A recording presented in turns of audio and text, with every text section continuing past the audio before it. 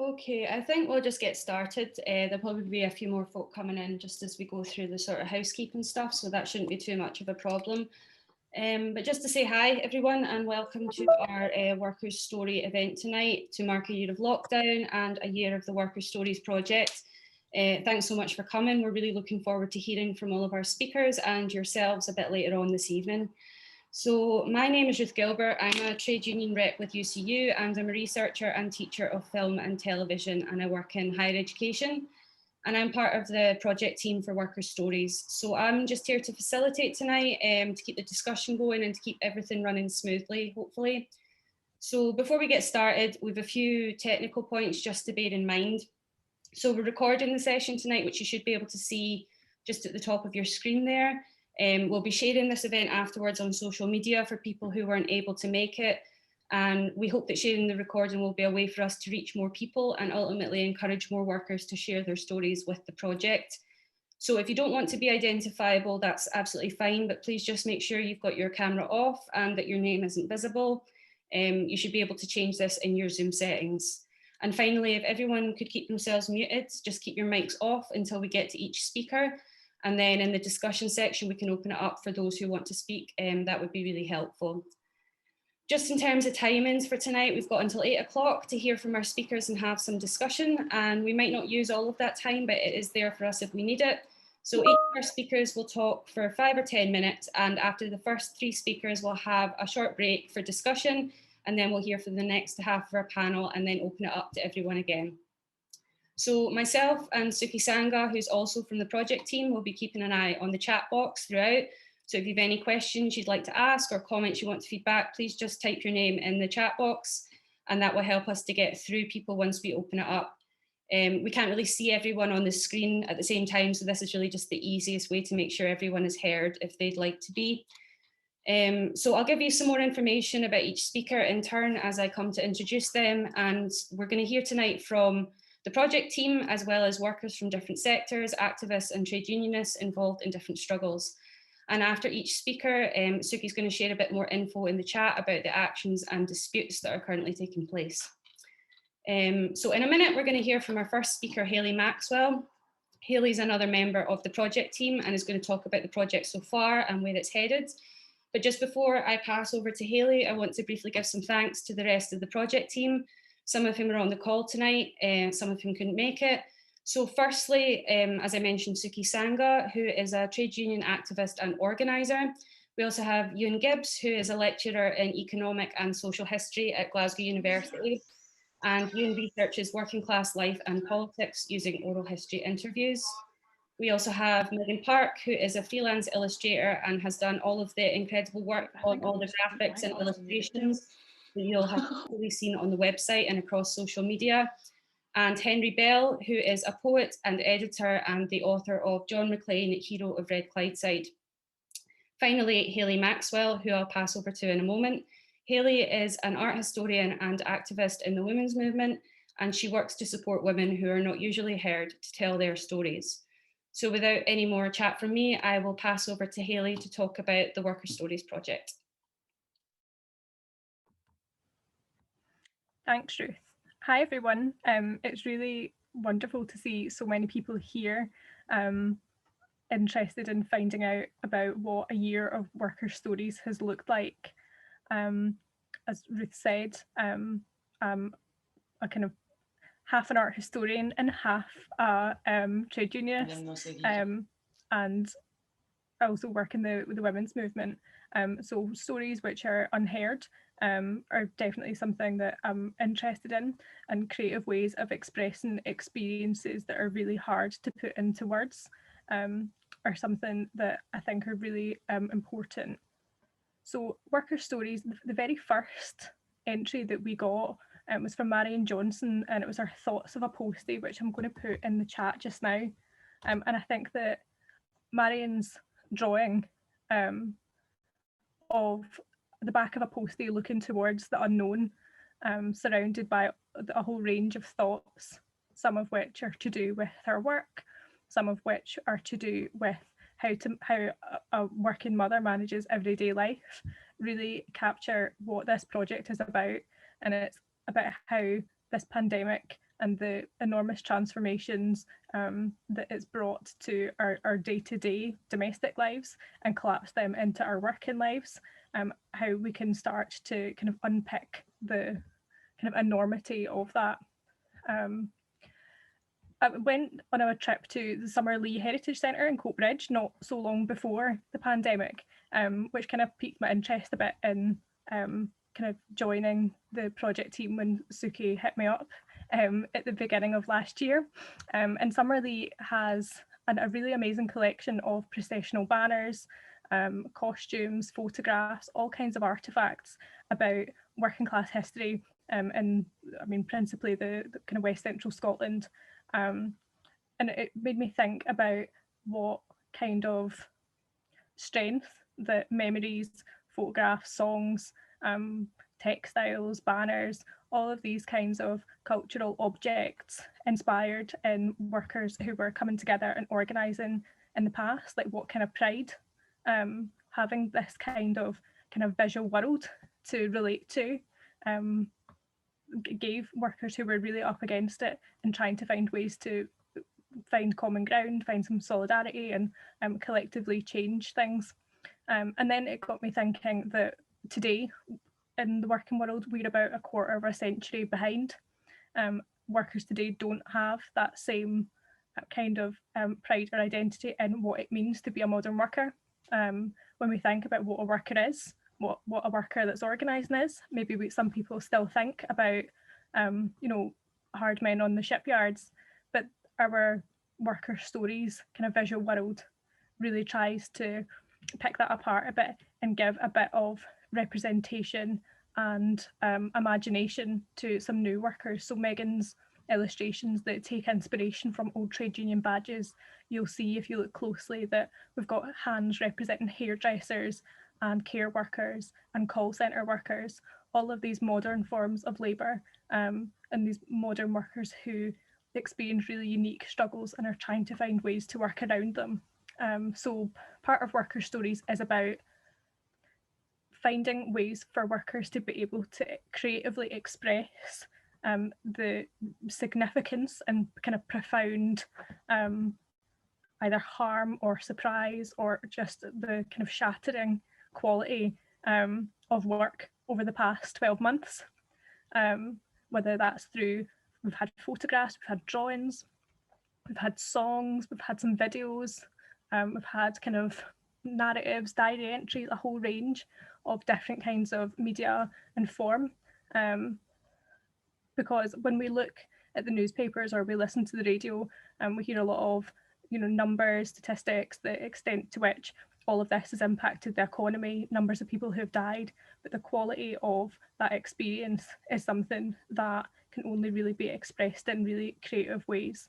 And when all of this is over, when Ewan in the first blog, History's First Draft, I think it's called, on the website, talks about when libraries and offices and cafes open up again, when this is all over, you know, we'll still bear the burden of what's going on, and all of the images and videos and songs that workers have created are a kind of witness and testimony to just how incredible and huge and enormous all of this has been, the struggles that we've had and how it made us feel. Because when you're in something, you kind of forget how bad it made you feel. So we're creating a kind of testimony, a witness and an archive so that in the future and future generations will have a history from below, some accountability and some voices from all of us about what this was actually like, not how maybe people in the future would like to frame it as having been like. So I really encourage everyone to have a look at all of the stories that we've got. There's some really incredible accounts from people across different sectors, different kind of jobs, people who are working, hardly working, not working anymore. In the 70s, we used to see photographs of queues and queues of people outside job centres, and we don't have that just now. You know, there's an absence because we're all in our houses. The visibility of people suffering isn't something that we can identify with or get access to. So we need to generate those images ourselves, and we need to find ways to talk about what this is like, how it's affecting people. And there's joy and there's sorrow. There's maybe nice moments of camaraderie with your colleagues if you get to see them through the PPE, or real kind of moments of people overcoming extremely challenging and distressing situations. But ultimately, no one is going to tell the story better than we can. And we're really committed to finding ways to help people do that. So we're going to, I think, announce later today that we're putting on a series of creative workshops, which will be for workers to be able to sign up and learn how to do things like photo editing and filmmaking, and making posters. We've got Megan's skills to help us do that. So again, we're just really dedicated to creativity, and art making is not just for art students or professionals or people who are very, very talented. It's something that everyone is able to do. And whatever your story is and however you want to tell it, we really want to hear it. So please do send in a submission. Thank you. Thanks very much for that, Hayley. That was a really beautiful reflection on the kind of strength and power that can be found in telling our stories. And I like what you said about making visible those absences and how we document those absences for the future on our own terms. So thanks very much for that. Just on some of the info that Hayley raised, we'll put some links in the chat throughout around the submissions and guidance for submitting stories and the fundamentals of all that stuff. So we're going to circulate that after the event by email. So if you miss anything, not to worry, it will all be sent out. In the interest of time, I'm just going to move quickly on with speakers. So next up, we're going to hear from Daniel Kai. Daniel is a service and repair engineer and has worked with Scottish Gas for almost 10 years. Daniel is currently involved with the industrial action over the British Gas fire and rehire plans. So without further ado, I will pass over to Daniel right now, so he can speak to us all on that action. Thanks, Daniel. Thank you. If you haven't heard about the British Gas fire and rehire, that wouldn't be that much of a surprise to me. There's been a bit of a media blackout around it all. So I'll try and give you a short synopsis of the dispute, really. So the CEO that we have now, he came into office around about sort of March, April last year. And around about the summertime, so really just his feet under the desk, he started the wheels turning of fire and rehire. He basically wanted to make a name for himself, really. So the company in the heating department, which is where I work, even though they were turning a profit of 229 million in the first 6 months of that year, they started fire and rehire. So anyway, negotiations went on between the GMB, the largest union in British Gas, and the company until around about December, and a vote was held, and basically we just almost pretty emphatically, I should say rather, rejected the deal. And then on the back of that, strikes began in early January. So strikes have been ongoing since January. We've been on and off. Monday just gone was the 38th day. So it's been quite a lengthy ordeal. In the meantime, there was a sort of, how would I describe it, a sort of realization from the company that maybe they should hear us out. So with ACAS in the room, they got back into negotiation with the GMB in February, and really they didn't make that much ground on the deal for us, just kind of dressed it up, really. It wasn't a particularly strong offer that they came back with. They seemed to think that it was, but they took the curious position that the GMB had kind of almost cajoled us into declining the deal in December. So knowing that, the GMB deliberately took a neutral stance on this second deal. So anyway, the deal went to a vote again, and emphatically we said no. And then the company turned around and said that because the GMB had taken a neutral stance, they had somehow, because they had taken a neutral stance, it had like affected our opinion on the matter. It's just, you know, the CEO wants to have it both ways, really. Anyway, they've since said that that was the last deal that they're going to present to us. So strikes have been ongoing ever since, and really they're not backing down. So what's coming ahead? So on tomorrow, there's a deadline to sign the deal with what they call protected terms. So protected terms really is just that you'll get a little bit of an uplift in your pay in April to compensate for the change in hours from 37 to 40. That's the main sort of headline of what's been changed in this this deal. There are a lot of things being changed, but that's the main one, really. The deal's that sort of complex. It takes about 40 minutes to actually, you know, brief it out to people. But anyway, the main sort of sticking point, I would say, is that they want to move our average working week from 37 hours to 40, but without paying it. So what they're saying is that they'll give us £2,000 in our April wages if we accept the deal by midday tomorrow. Failure to accept that would mean that you can still sign the new contract without a break in service, but you wouldn't be given that. You can sign the deal after the point that they fire you, so effectively being rehired, but you would pretty much be a new starter from that point. So yeah, it's been a tough road, really. It's disappointing that the company are still pressing ahead with this. I think we had something like 90% of our workforce out on strike, and it's a large workforce. You're talking roughly about 7,000 engineers, but we've been hemorrhaging them for the last few months as it has been. They've been leaving because of the direction of the business. People have been going off with stress. It's a terrible position that the company have put us in, really. One thing I like to sort of draw on is that when I started with Scottish Gas back in 2011, it was really sort of thought of as being a job for life if you can stick at it. That's the kicker here. You know, I've given nearly 10 years of my life to the business, and this is the way they're treating us.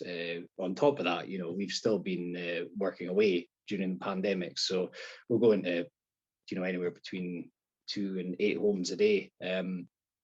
You know, some of us, not myself, but some of us have been working in COVID positive customers' homes, you know, and so to get this is a real kick in the teeth.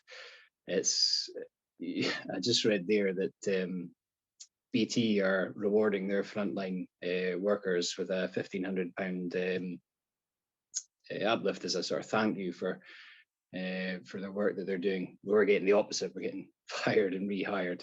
So it's a horrible position to be in. So yeah, the thing is with British Gas is that I've touched on this in my article with Tribune. I've been with them nearly 10 years. I'm actually still the joint newest person in my team, believe it or not. In probably most other lines of work, I'd probably be, if not the most experienced, thereabouts. I work with guys that have been with Scottish Gas for 20 to 40 years. So it's just really to emphasize that it's a job that people have given their entire working lives to.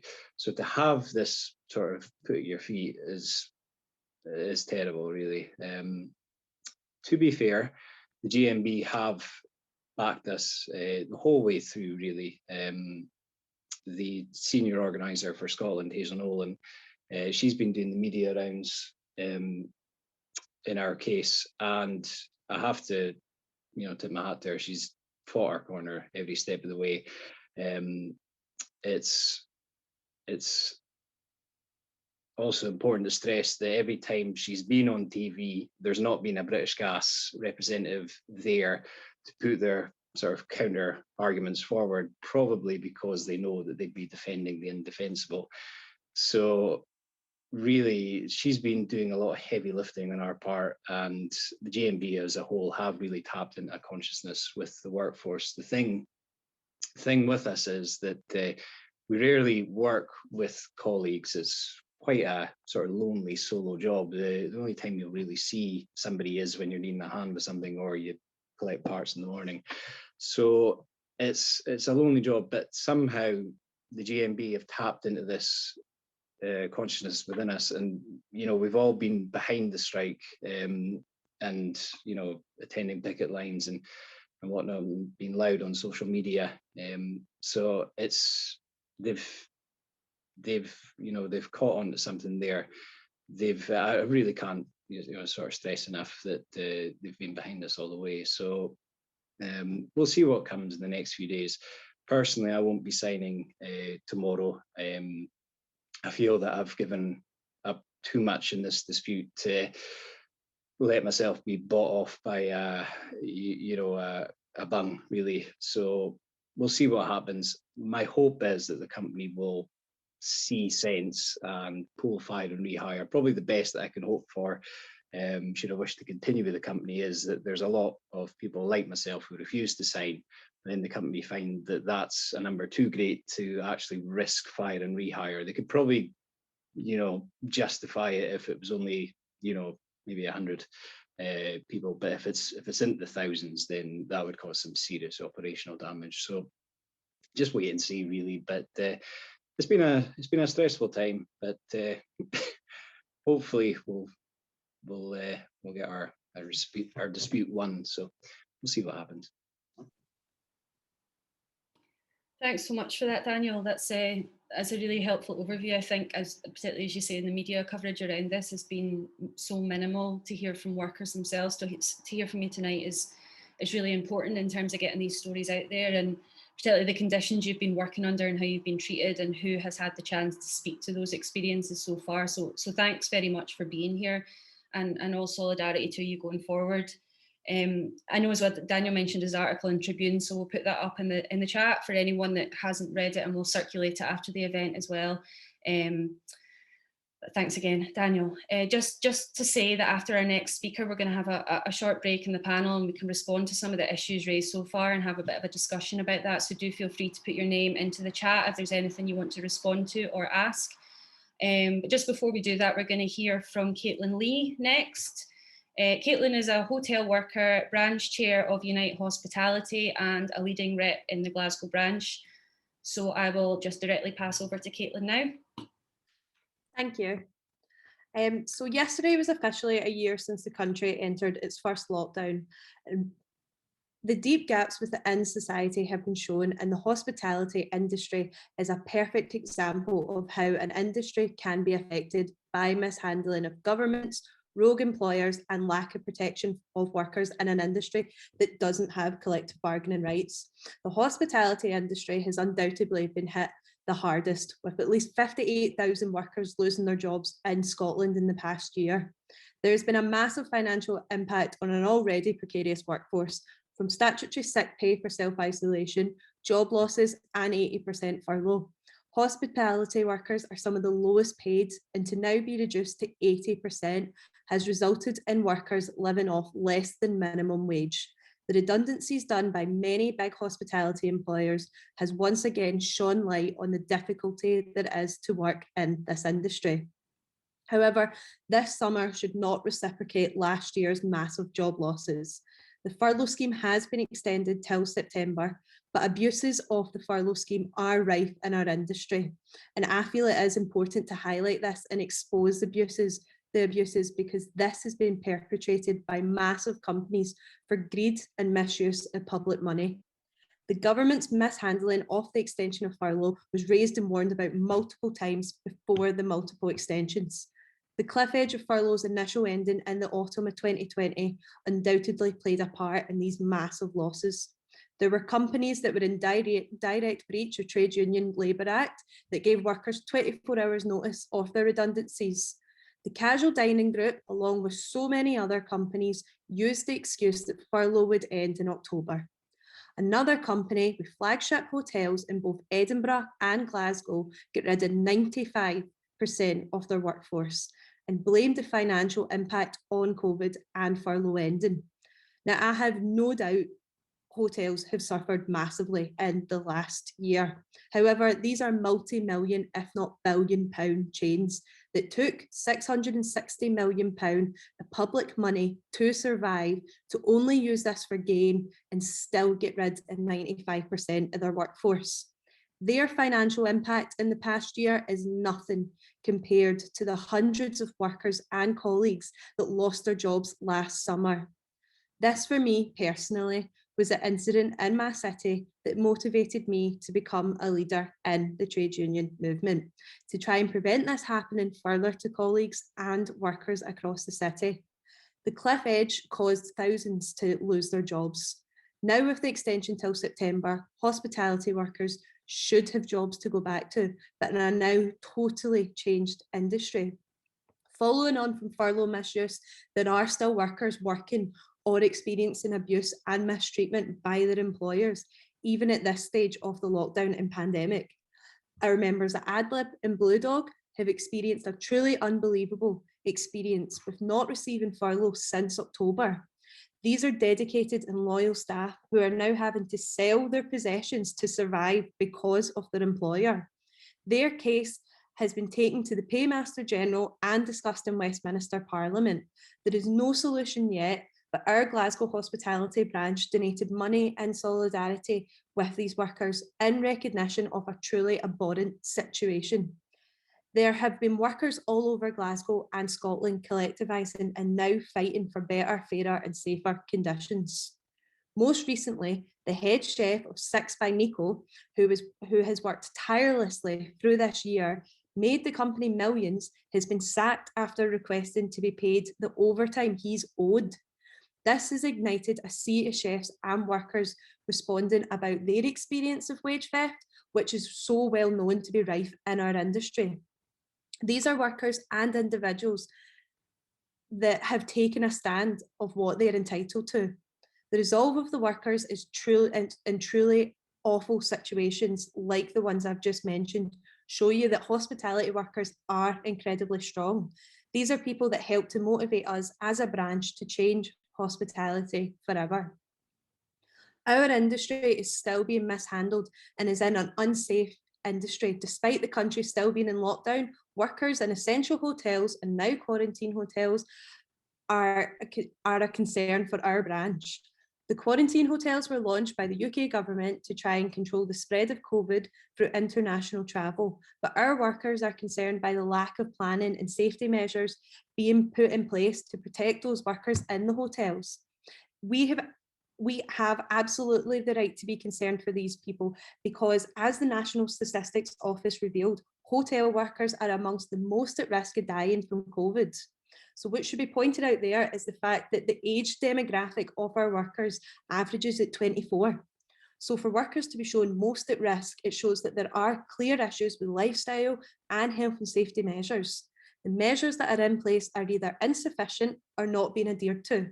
So to now put infectious travelling guests into quarantine hotels is sure to put workers at an even more dangerous and deadly risk. As I previously mentioned, statutory sick pay has had an impact on all low-paid sectors. Hospitality is certainly included in that. The rate of SSP can only be described as a poverty rate. The impact of self-isolation, or even worse, contracting COVID and the recovery that has led workers to be put in even harder financial times. The hospitality industry is a physical industry, and working from home is not possible for most, which leaves workers rushing back to work after contracting COVID and possibly worsening the spread, and it's at a detriment to their own health and well-being. The choice of paying rent or recovering from a deadly virus should not be left to workers to have to decide. Our members have experienced some truly unbearable experiences through a global pandemic and lockdown due to their employers' treatment. There has been rushed redundancies, potential evictions of live-in pub jobs, and with some of the largest hospitality employers victimising trade union members. There are positives and wins, which I will discuss later, but first it is important to note and commend our workers and members of Unite's resolve during this year. Our Glasgow Hospitality branch of Unite has now formed a new leadership with myself as chair, and we are now working to create a fair hospitality city in Glasgow with the use of our Fair Hospitality Charter. Hospitality workers are the past, present and future of the trade union movement. Unite Hospitality members this year has increased by 11%, and the Glasgow branch has over 2,000 members. We've collectivised in our cities, across branches and workplaces, whilst being on precarious contracts in a global pandemic, unable to fully engage with traditional forms of training available, because that can mean things like we miss days of work or lose out on wages. We can strive for union recognition, and that is part of our charter, but our workplaces do not recognise what we are doing or even remotely support it.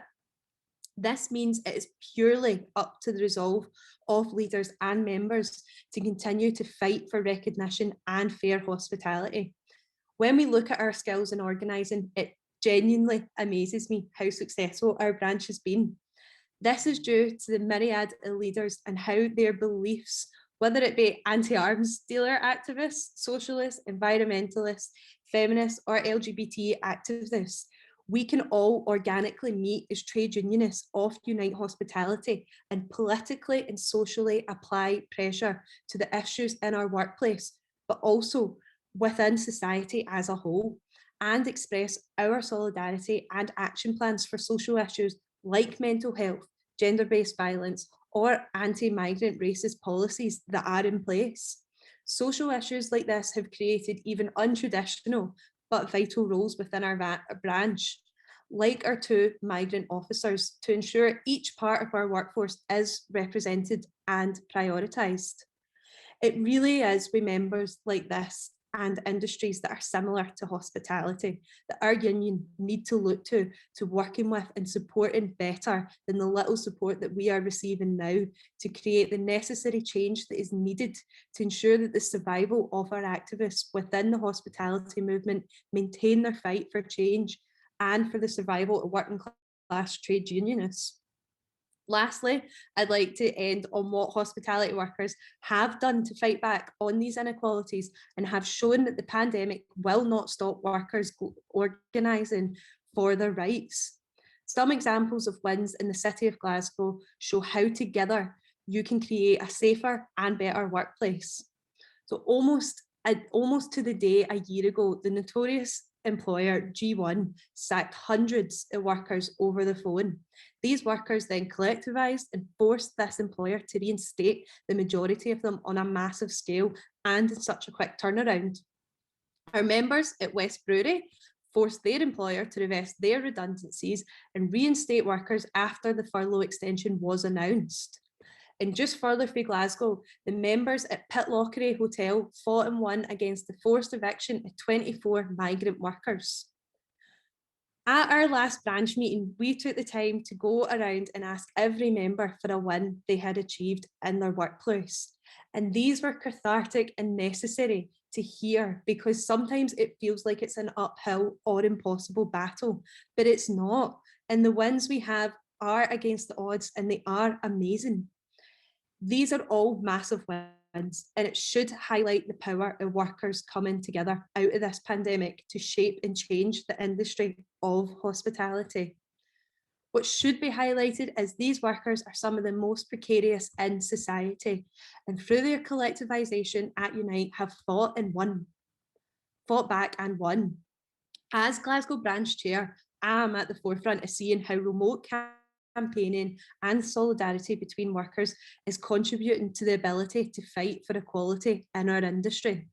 COVID was the perfect storm for workers coming together, and the momentum a year on will continue. Thank you. Amazing, Caitlin. Thanks. I mean, I'm just looking at all the comments in the chat, and I could read them all out because I just completely agree. That's inspirational, like the wins you've had, the power that you have, the momentum that you're building, just incredible. Thank you so much for sharing that with us. The absolute future. I'm in awe. Yeah, I think this is maybe a really good opportunity to open things up. So we've got maybe 10 minutes here where we can open things up to the floor. kind of comments, questions, strategies, anything that anyone wants to really open up here to any of our panelists or to the project team, do feel free to just either put your name in the chat and we can call you, or if you want to put a question directly into the chat, we can read that out.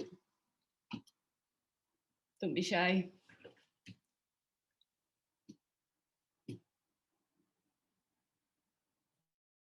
So we've got Kendra here, who we're going to hear from later. On remote organising, Kendra's asking what worked well and what didn't work, and what can we learn from that? Do you want me to come in, or? Yeah.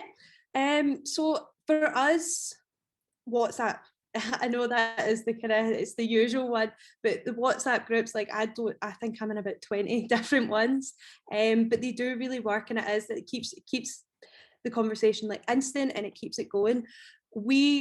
Our branch meets every month, and I think that's really important to do as well, because you do get some people that, if you did it quarterly, people would miss out on possibly 6 months or 3 months off it. So, and ours are so long, like the last 2 hours, like it's good on everyone that makes like last the whole time. But it is so important to just try and do like branch meetings every month, and doing it on Zoom really does help with accessibility for people, and particularly coming out of winter. Like if we were asking people in hospitality to come out in a January evening for 2 hours and then have to get home at like 10 o'clock at night freezing, it just wouldn't have been possible. So as terrible as it is, we can't meet in person. Remotely doing it through Zoom has really boosted our engagement, I would say. Thanks, Caitlin. Did anyone else want to come in on that question, and any of our other speakers, or anyone else from the floor? I just wanted to ask if anyone here has got a favourite story, or any of the stories that they've read that we've collected already. Are there any that people have found particularly good or memorable, or did it speak to you in a certain way? My favourite story was the food, one of the initial ones we received, or when I came onto the project, was the food delivery driver, the anonymous one, where he didn't want to, obviously, I think the sort of how scary COVID was initially, and when people were panic buying, and it seems like an age ago now to think of, you know, oh, we're going to like run out of resources, it's going to become the sort of Mad Max apocalypse, but it was really, really scary. So I think it is really important that that was captured. Someone who was like our basic necessity of food, having access to that when everyone was like, you know, stockpiling on toilet paper, stockpiling on lentils, there was no pasta, these things that you kind of take for granted. I think it's really important and vital that we got that down.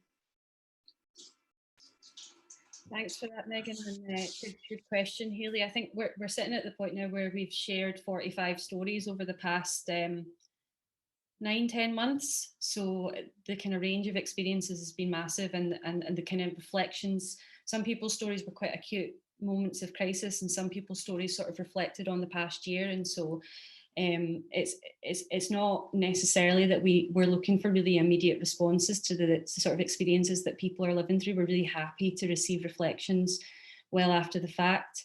Sarah's talking about there just the story from the child who was also a carer, which is one of my favourites. I think in terms as well of thinking about unwaged labour and a lot of the caring work that has been done throughout this crisis and gone completely unacknowledged and has been incredibly stressful. Yeah, so Hannah Angus is the name of the worker, the carer, who was looking after her mum and brother, and you'll be able to find that on the website, but it's a really beautiful and touching piece, and I would urge you all to check it out if you hadn't. Just on other questions here, there's a couple of questions that maybe come under the sort of the same banner from Craig and Ewan, and I would open this up to all of the panelists. What's the biggest obstacle you face in terms of organising, and that specifically to Caitlin, and has it been easier or more difficult to reach and convince the public from Ewan Gibbs? So if anyone wants to respond to that, please do jump in. So I can answer Craig just now. So the biggest obstacle in hospitality is it's the way the employers treat us with a lot of hostility when you reveal that you are a trade unionist, or if it is that kind of, it's a very hostile environment. Like we would put in alternative proposals for redundancies, and they would be completely ignored because it came from Unite. And it was very, very difficult. It was an uphill battle, and it's trying to change people's attitudes, because in hospitality, people have this idea where you should be mistreated and you don't deserve your rights, and what do you expect? And you should just be lucky that you have a job. And that is not, and I think that was one of the problems as well with a global pandemic, was people felt that they should be lucky that they were keeping their job. But that's not a solution, and that's not an attitude that you should have. Like, you do need to protect yourself, and you do need to want more. And it is kind of harder. Like, we are kind of getting it more with like bartenders and front of house people, but what the head chef has done at Six by Nico, and what that's actually kind of untapped, and the kind of people that are now engaging with that is really showing that it's even kind of breaking into chefs who were traditionally a lot harder to reach out to and join the union. So we are, and I do think that the biggest obstacle is just unionizing. I know that sounds like such a silly answer, but it is actually unionizing workplaces and breaking stigma. And then once you do that, it's keeping people engaged. Thanks very much, Caitlin. I think you raise a valid point, and I think you're absolutely right. Direct, get involved in your union and make it happen. There's a question here from Sarah Collins to Daniel, if Daniel's still on the call here. How have you kept motivation of members during the long strike, and with a company with money to throw at strike breaking?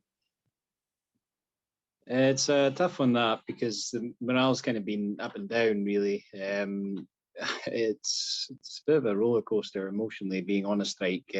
You'll have moments where you're on a high because you think the strike has possibly turned a corner, and then you'll get an email from the company the next day and you're down low again. So the way the union have been doing it, they've been holding like near weekly webinars just to touch base with us.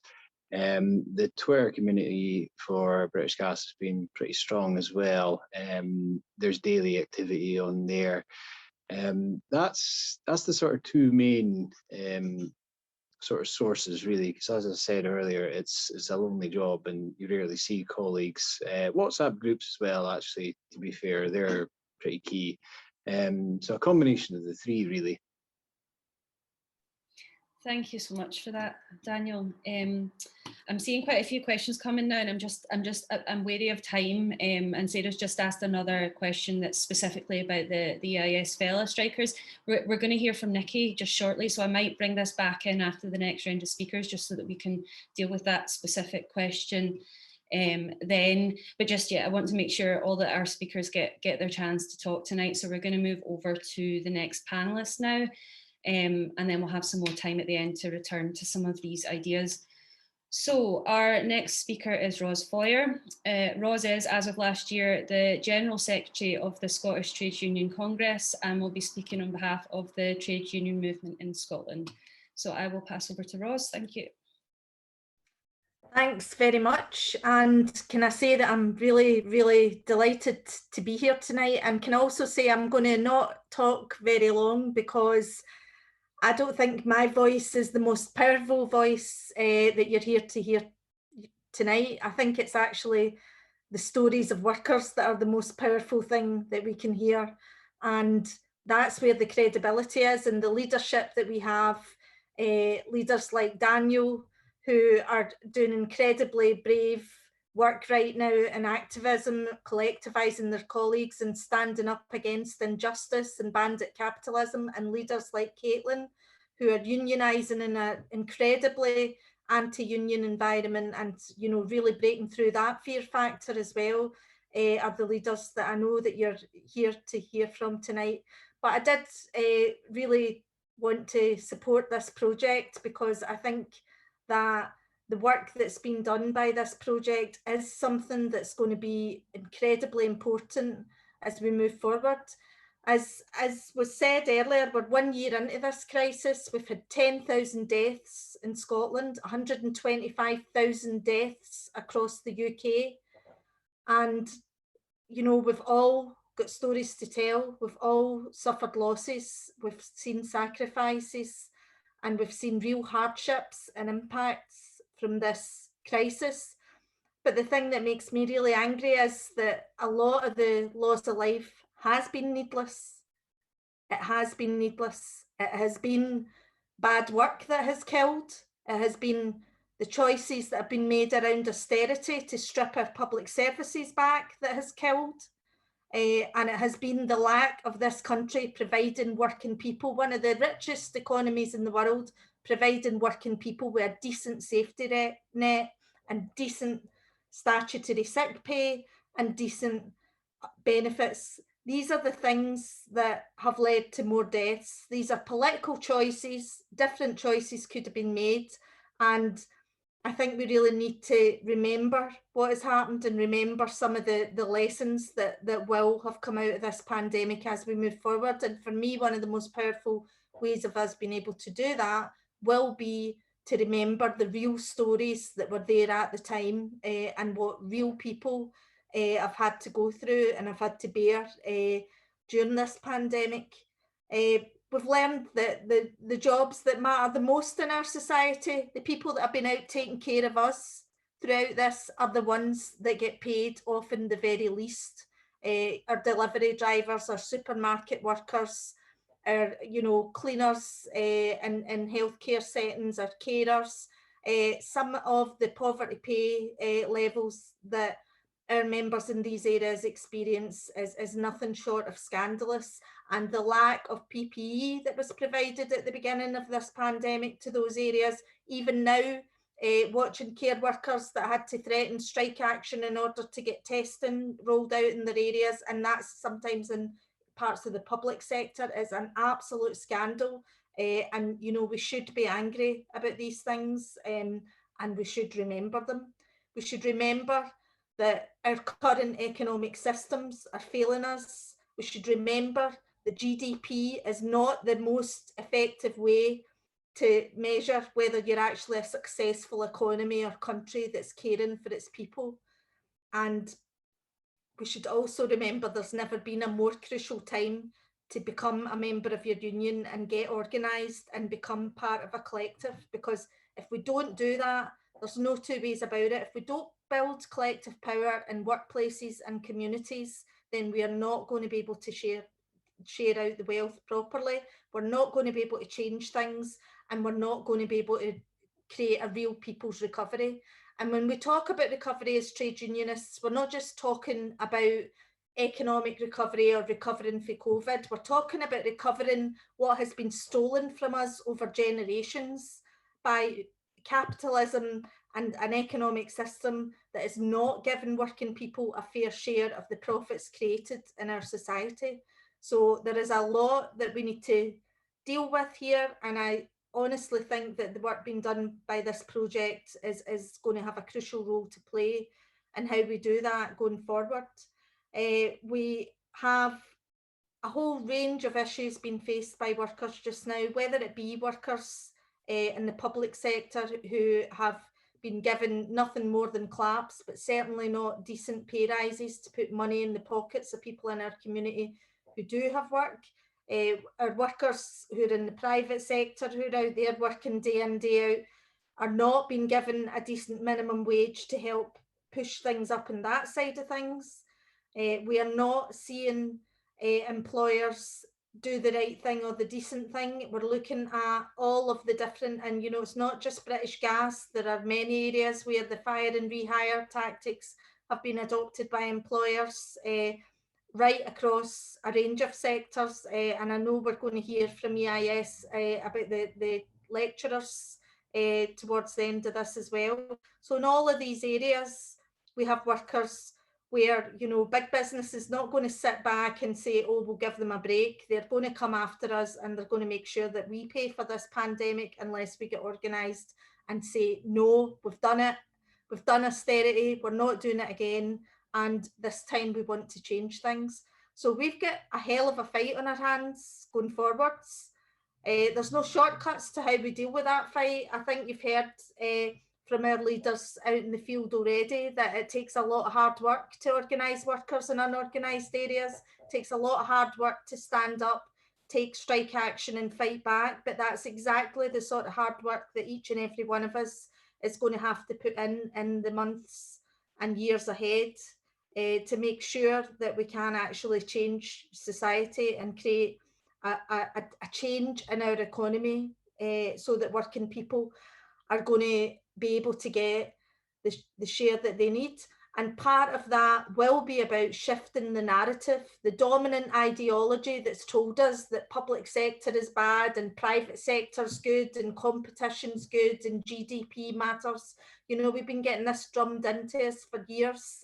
These are not choices that have to be made. The choices that we have been told is the only way, but there is other ways of running societies, and there is ways of making sure that we can actually take care of more of our people with the profits that are created. And that is the narrative we have to create, and we have to really build and channel the anger that people will be feeling about the way they've been treated, and make sure we never forget what we've been through. At the end of the Second World War, working people had sacrificed an awful lot, and they fought and won a government that gave them the NHS, gave them a welfare state, gave them free education, gave them decent housing.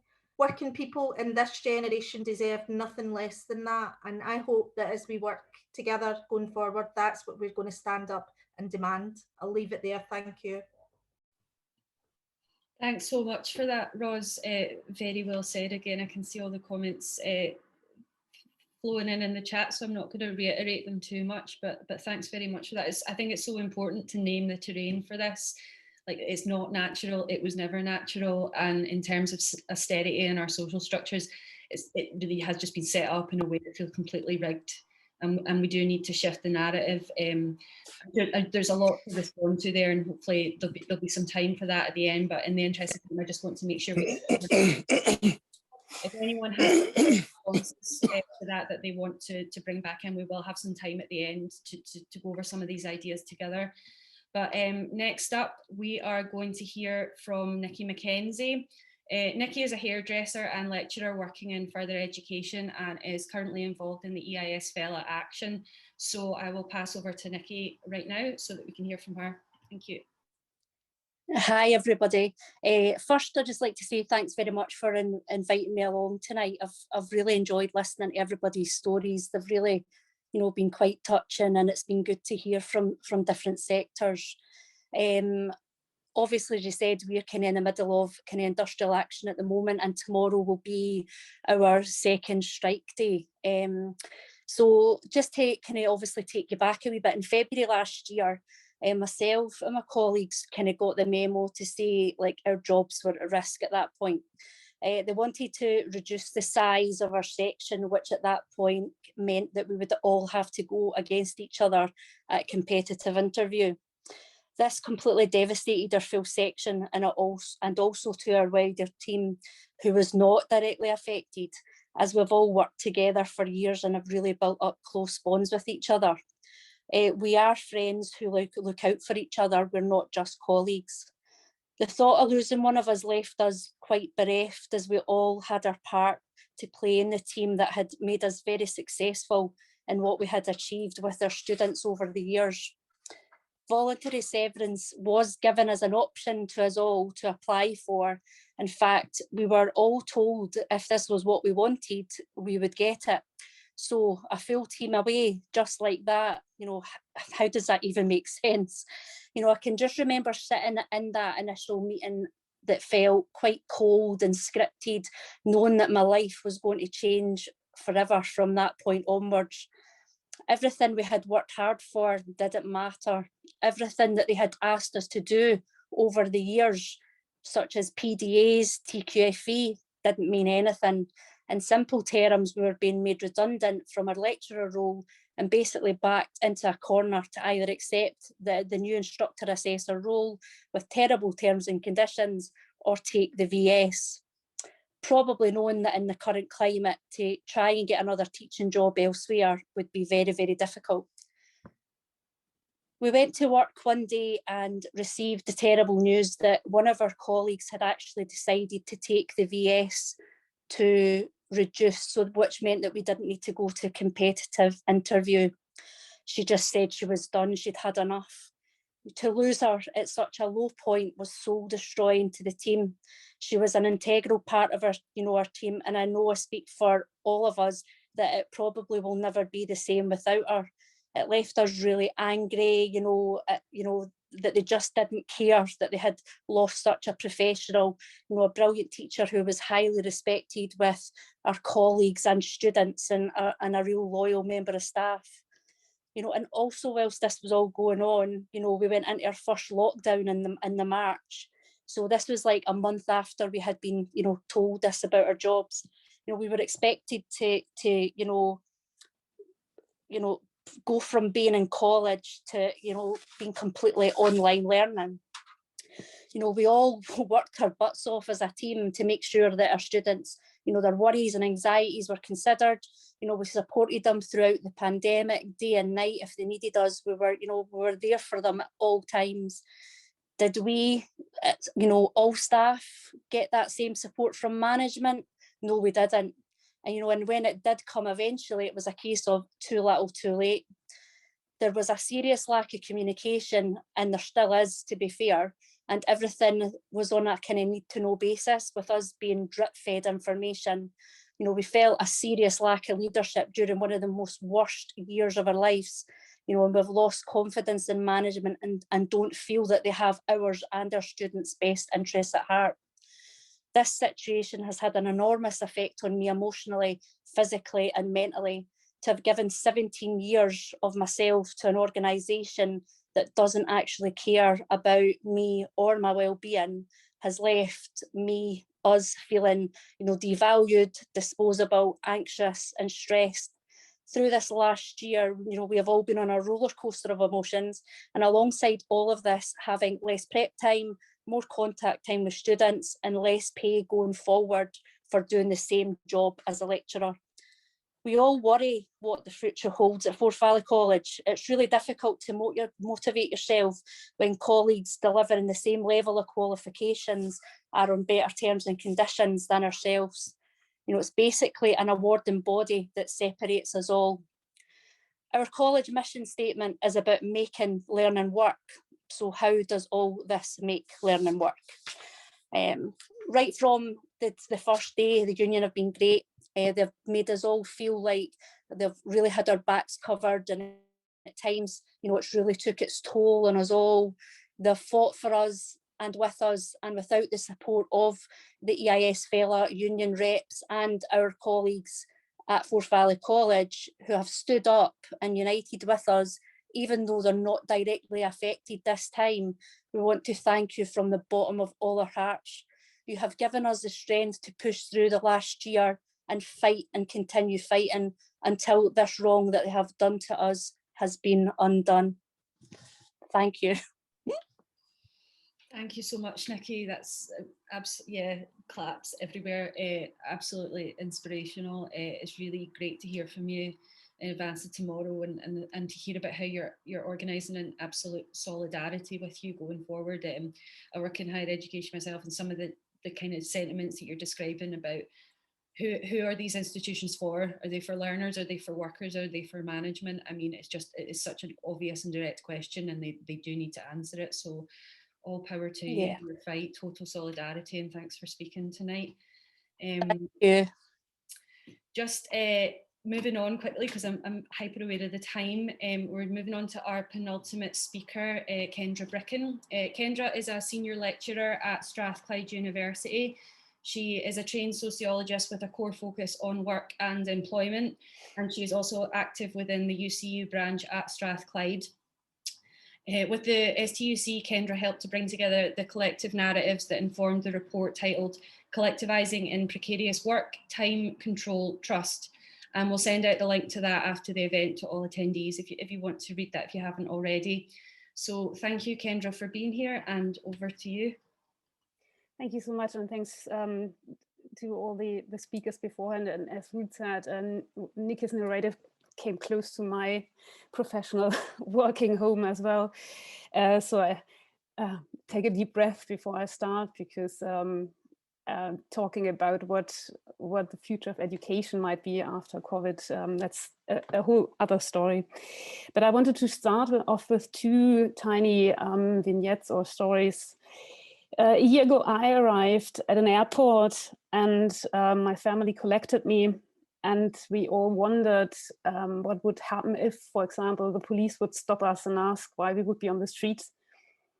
And my father, always very practical, said, "Oh, you just say you came over for work." And little did we know how much that actually reflected the situation that we were to face. A couple of days later, I was on a phone call with one of my dissertation undergrad students, Fiona. She was doing her studies. She was finishing her dissertation, and she was also, as a mother and working mother, she was working in a call center still, because of course financial services are essential, aren't they? And so call center workers need to get in. And I still remember how she just said to me, "Kendra, I just don't understand. They're all talking lockdown.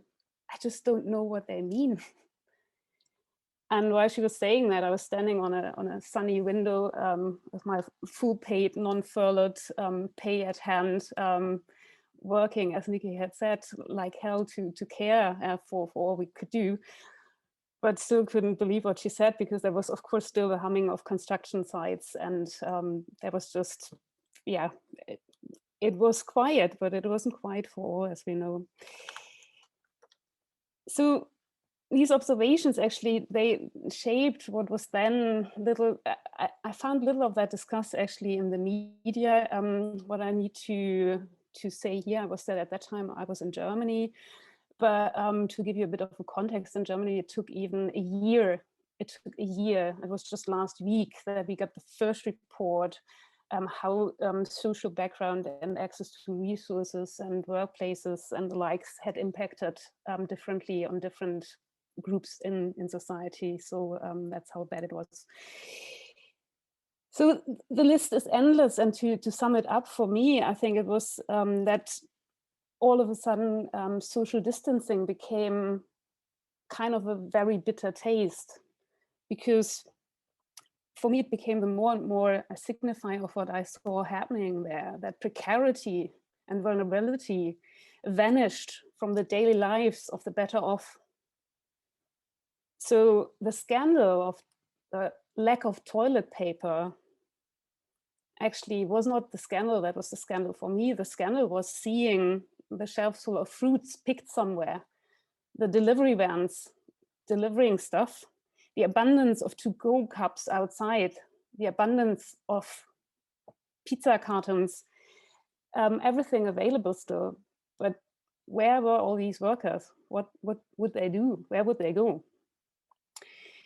So what I realized also was, or what one of my observations was, that it became a bit of a thing to say, "Oh, I know, I am privileged," right? So it became a narrative, a kind of better off middle class narrative, to distance themselves, to say, "Oh, I see, I am better off," but at the same time, the distancing, the gap between the better off and the precarious and the vulnerable workers became even bigger. Another observation here, I think that was crucial for me, was to see how, if you think about policing a crisis, policing also became a different thing, right? In Glasgow, you had the Black Lives Matter protest policed in a very, let's say, peculiar way. What has happened to, for example, gypsy and traveler communities is outrageous, but it went totally under the radar. We don't know what happened to illegalized migrant workers. We just can't see them. We know lots of platform work, and not just the visible delivery ones, but care work is facilitated by platforms as well. And I think most of us know about people who still got their babysitters in whatever. And the reasons, I don't blame, you know, this is not a moral case here to make, but it is about the question who still was working and who was even more hidden. While we were all saying, oh, isn't it beautiful? You know, nature is coming back, but it didn't, because there was never ever a real lockdown. So while we all had the same objective experiences, we had all different access to resources. And this is why I was so, when you started this project, I found that really so important. I used that in my teaching. I used it for myself. As you know, I unsuccessfully tried to submit something because we wanted to write it together with my student, but we never found the time. Well, sign of the times, isn't it? You might think, well, what's she telling us? We know all of that. But I think what is important, and I think Ross and others had mentioned that before, the important step will be what will happen when we come back. But also the question is, where did we start off? And this is why I mentioned the report earlier on. So in the report in 2018, Sarah Collins, who's on the call, had written, the 10-year period since the financial crisis represents the UK's longest space squeeze in 200 years, right?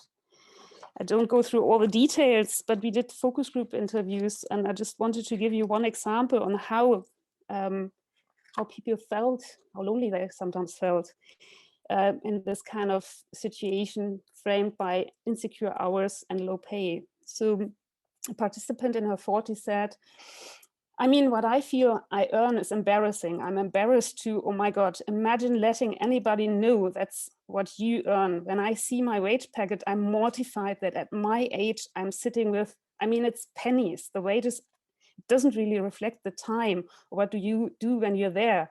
I mean, I got that when I was 21 and I'm double that age. And I'm like, it's just embarrassing me. It's not something I would discuss maybe outside here or anybody who was at the same money. I wouldn't openly talk about that. So it is so inspiring to see all the organizing that is going on. And at the same time, I think this is important to see how we can get together after the crisis, when we all get back to work. So when we are visible again, when we all meet again, will we all meet again? I don't know. One important outcome of the report, though, was that, and this is the positive note here, was that a lot is about time and control and trust. And I think what I heard from your stories today was that in the merging of online and offline, it gives employers new control, but it gives us also new tools to connect each other. We can build trust within our own communities. And I don't know about your experiences, but many of my colleagues mentioned that it was actually visible who's with you and who's not. So the community really came closer together because Zoom calls worked really well and were inspiring and energizing when you were working with people you trusted and you had been on the picket line together. So actually, I think strike action is one of the things where you have this pause and think about creative action, just on a note. So even though I think we are all very exhausted, there is a level of camaraderie, of solidarity to get through the time. And what's important for me is that the social distancing has also happened towards management, because all too often we had suffered over the years. Our voice hasn't been heard. We had good ideas, but we were sent well-being links. We had good ideas, but we were sent a training for skills development we weren't asking for. These are our jobs. We know how to do them. So why the hell do you intervene? And I think this really brought us together. So all too often, it was not just clapping for the NHS, it was this clapping by email. Oh, thanks for doing all of this. But nothing really followed from this, apart from more work, intensified work, longer working hours, up to, as Nikki quite rightly said, the threat of being, made redundant. We see that in England at the moment. I think we have 10 universities at least where members are threatened to be made redundant. So on a brighter note, I really see that we come out of this in a way stronger, and the worker stories are important to remind us. People have said this, but they show us that we are in this together, but still we can decide who is really our trusted colleague. We can decide now, and we can bridge specific barriers we had before. We can be on this Zoom together. We can talk to colleagues from other trade unions and other communities in a much easier way than we might have done before. So the archiving the past is important to go towards the future, and the future that I'm pretty convinced we are able to shape and hopefully change in the better. But I think it is a good sign that we are allowed after the 26th of April. I think it's a hidden sign to all workers, because it's May Day to come, and I hope we all can gather at that point in a way or another. And I wanted to send my solidarity to all who are on the pickets, who are fighting and striking and organizing and mobilizing. We are doing the same at the moment. It might not be visible yet, but we will be out soon, hopefully. Thank you. Thank you so much, Kendra, for those reflections. That was really great to hear from you, and just thinking on what you describe as the distance between the secure and the precarious is really important to acknowledge, and how we make that distance and these situations more visible is where we build power, and that is what this project is about. So thank you for that, Kendra. We'll have some time to come back to those thoughts at the end, I hope. But just to move on to our final speaker for tonight, last but not least, we are going to hear from Katrina Copeland. Katrina has worked for British Gas for 26 years this year and has been working from home for the past 12 months. She is lead rep for Uddingston and the branch secretary for Scottish Gas U13. Katrina has been on strike since January as part of the fight against the fire and rehire plans being used against the engineers, and she is currently campaigning alongside colleagues to fight this. So I will pass over to Katrina now. Thanks, Ruth. Yeah, following on from what Daniel, I know we had heard from Daniel earlier on, I just want to speak a bit more about the fire and rehire dispute that is going on at the moment in British Gas. So to go back a bit, taking us back 12 months, the pandemic hit. Us office workers were sent home. The office in Uddingston closed. You know, to say that we rose to the challenge would be an understatement. We turned bedrooms and dining rooms into offices and in many call centres. All the while we were homeschooling young children. You know, we were looking after the most vulnerable in our communities. At the same time as this, the Centrica leadership team were in secret talks with our lawyers to serve the entire workforce with the S188 notice. Now, basically what that meant for us is we had to accept a new contract, new terms and conditions with 26 detrimental changes. Now, that included a 5-year pay freeze, a longer working week for no additional money. The sickness benefit was dropping. Our overtime rate has dropped. You know, I could go on and on and on and on. I mean, I have 25 years service. And for a company just to rip up your contract after 25 years, and not just that, but do it in the middle of a pandemic when everyone is at home, everyone's isolated. It was just, as Daniel said, it was an absolute kick in the teeth, especially for our engineers that were attending COVID positive houses, putting themselves at risk, putting them families at risk, you know, to keep us in heat, to keep us in hot water. And the company just, they do not care. They say that they care. They say that they think about our well-being, about our mental health, but they do not. One of the directors openly cried on camera on a Zoom meeting, thinking about what he was asking our engineers to do, all the while knowing that in a few short weeks he was going to issue every single one of us with the S188 notice. So it's true, we've been out on strike since the middle of January. It'll be our 38th day and Monday there. We will be back on the picket on Friday. We'll be back on the picket on Monday in Uddingston. There is around maybe about over 100 of us office girls and boys that have been out since the very start. We'll continue to support our engineers. Our terms and conditions in the office collection, they were accepted. I feel that the office staff, they just had enough. The threat of fire and rehire was too much. We'd been through so many changes in the past, but this was one too many for them to stand up and fight. But the fire and rehire is a different story. Everyone's been absolutely amazing. They've stood up because basically it is just a Boolean tactic to get, you know, for our CEO to basically get what he wants.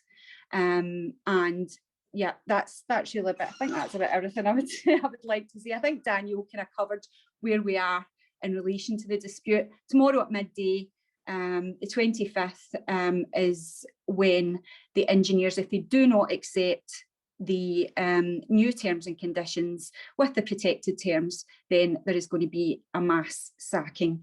So we'll just watch this space. Thank you. Thanks so much for that, Katrina. That's a really great way to end the panel. It's been amazing to hear from both you and Daniel tonight on this particular fight, how you've organised, and the total solidarity to you guys going forward. Just incredible work, and we wish you all the best.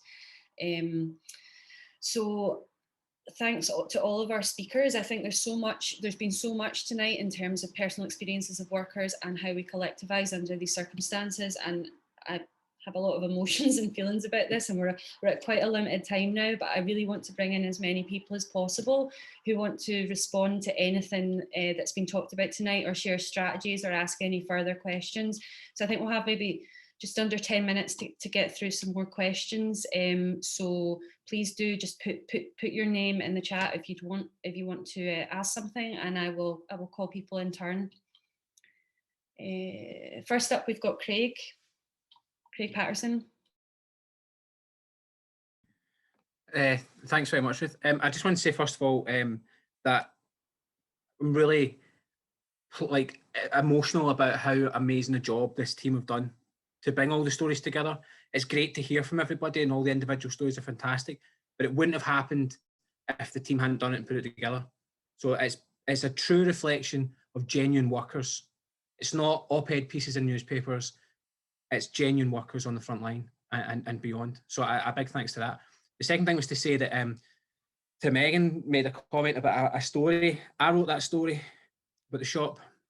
And the reason I used an alias at the time is because I was in the process of being accredited as the shop steward. So I didn't want to cause any trouble in case they put the brakes on it. And that was why. And it was just to say that in the story, I didn't exaggerate that in any way. It really was pandemonium.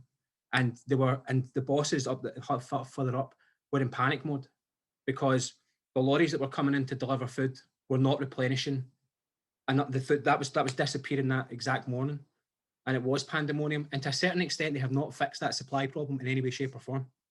There's nothing has been put in place to change it. So it's just a pre-warning to everybody that something like that again will cause the same issue.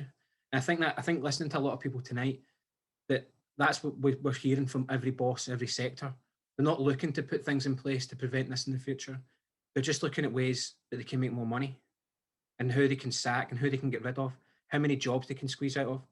One thing I'll say is we got a really good pay rise. We probably get the best pay rise in the sector, and I get paid more money doing my job than anyone else in my sector gets paid. But the contract terms that they're bringing new people on now are 4 hours, the most minimum they can give anybody, so that when it comes time to squeeze the wages, they can cut those people down to what is effectively a 0 hours contract. But it's something to watch out for in our sector that we're looking at. But I wanted to say that, just that I appreciate what Megan was saying about the story, and also well done to the team. So thank you.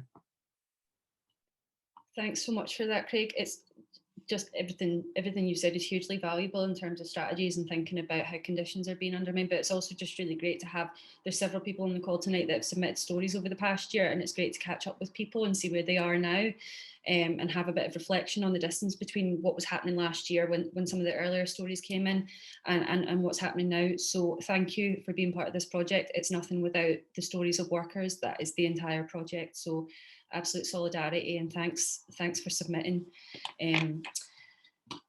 Okay, is there anyone else that wants to come in? I see a hand there. Sorry, I'm kind of trying to monitor both at the same time. Sam Ritchie.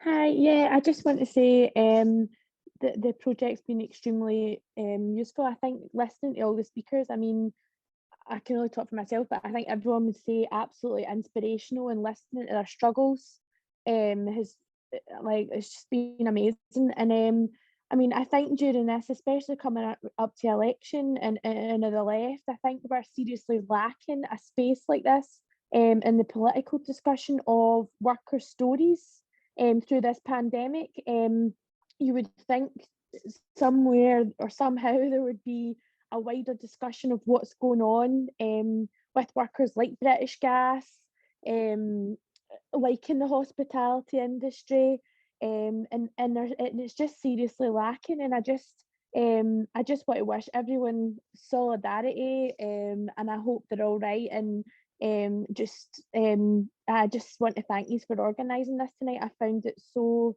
really interesting, and thanks very much. Thanks so much, Sam. I just echo everything you said. It's given me so much energy being in this space tonight with everybody talking about their experiences. So thanks to everyone for coming. I'm aware of the time, and it has been quite a long event, so I don't want to keep everybody on the call. Everybody's got their dinner to get and hopefully relax after a really long day. And I know some people are striking tomorrow, so there's a lot to consider. But if there's anyone else that has any kind of last minute questions or comments just before I wrap up, because there's some information that I want to give out about the future of the project and what's coming next. It's quite important. So if there's no one else that wants to come in, I'll maybe just run through that just now.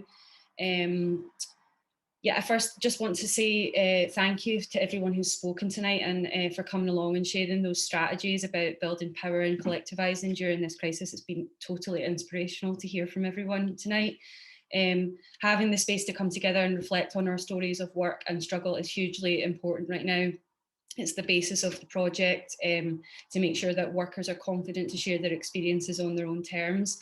And it's a powerful thing to do that on an individual basis, but in terms of how the crisis will be read in the future, we really hope that the project will go some way to prioritising working class voices and experiences that might otherwise be lost or unrecorded in the official record. So we know the workers that have kept everything going and created so much of the profit for those at the top during this crisis have been undermined and attacked and are having to fight back continually. How conditions have been attacked from above. So it's really important that we have projects like this which build class consciousness and will archive that working class history for the future. So really thanks so much to everyone for being here. And I just want to end with a call out to get this project shared far and wide. As I mentioned, we're going to send out a follow-up email tomorrow with all the links you'll need from this evening and all the information about the project, the workshops that are coming up, the creative workshops that Hayley and Megan have mentioned tonight. So if you're interested in signing up for those, or you want to share those with others who'd be interested in signing up for those, please do. If you've got any questions, please do get in touch. And with regards to the submissions process, all of that will be in the email again. And one big thing I want to mention is today we've launched a crowdfunder, which is really critical to the next steps of the project in terms of having the funding to build a new website and hopefully work towards a touring exhibition when this lockdown ends, so that we can get people's work out across the country and share worker stories in different areas, take it off the internet and take it into our communities. So we will be sharing that link. If you could share it widely across your networks, that would be absolutely fantastic. You know, your workplaces, friends, family, community groups, trade union branches. We really want to reach as many people as possible. So yeah, thanks again for taking time out of your evenings, and to all of our speakers for your incredible work and incredible organising. And unless anyone has any final points they want to come in on, I will leave it at that, and hope to see some of you in the future in the real world, hopefully at an exhibition where we can celebrate all of this incredible work. So thank you so much for being with us tonight, and total solidarity going forward. And I hope everyone has a good night. Thank you. Thank you so much.